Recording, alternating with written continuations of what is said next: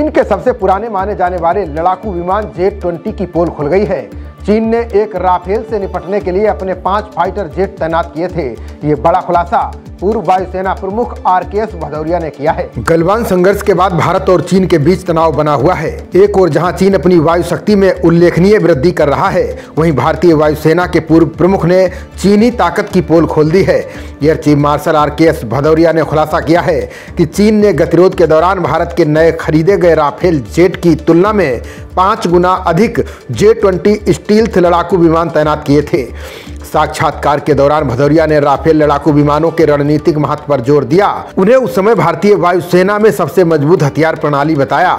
Report के अनुसार भदौरिया ने बताया कि कैसे राफेल के आगमन ने चीन को बेचैन कर दिया है। जब भारत में राफेल की संख्या 4 हुई तो चीन ने उसका मुकाबला करने के लिए अपने फाइटर जेट जेट-20 की संख्या 20 कर दी। इतना ही नहीं, प्रत्येक राफेल का मुकाबला करने के लिए चीन ने 5 जेट-20 तैनात किए थे। बता दें कि जेट-20 चीन का सबसे उन्नत लड़ाकू विमान माना जाता है। चीन इससे राफेल का जवाब देना चाहता है।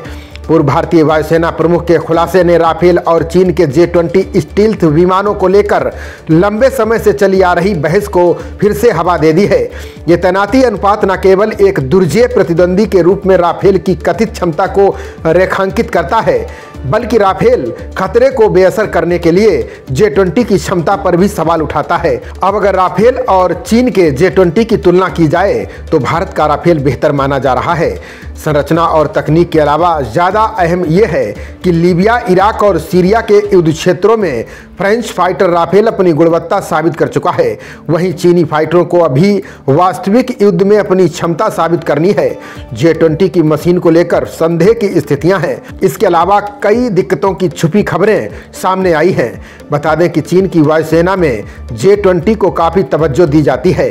इन्हें 5वीं जनरेशन के फाइटर के तौर पर 4.5 जनरेशन के राफेल की तुलना में बेहतर बताया गया।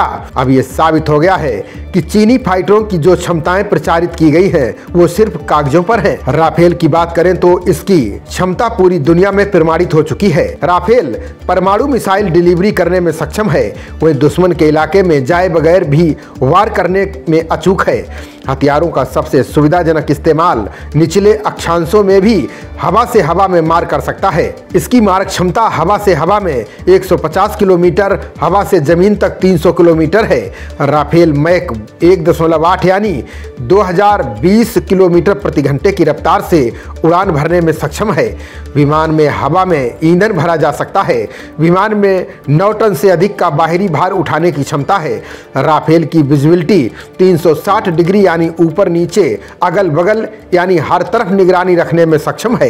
कई देशों में हुई लड़ाइयों में इसका इस्तेमाल हुआ है। राफेल में जहां मीटियोर, स्कैल्प और हैमर मिसाइल लगाई जा सकती है, वहीं जेट-20 में PL-15 मिसाइलें और PL-20 मिसाइल लगाई जा सकती हैं। हथियारों के लिए इंटरनल कैपेसिटी सीमित करने और सुपर क्रूज क्षमता न होने के कारण चीनी लड़ाकू विमानों के सामने चुनौती है।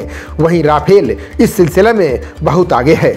लो RCS हथियार कैरी करने की अच्छी क्षमता के साथ ही इसमें सुपर क्रूज ताकतें भी हैं। तकनीक की बात की जाए तो राफेल में सबसे ज़्यादा एडवांस्ड रडार तैनात है।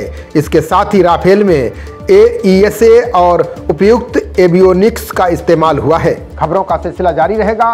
देखते रहिए जनप्रवाद। नमस्कार।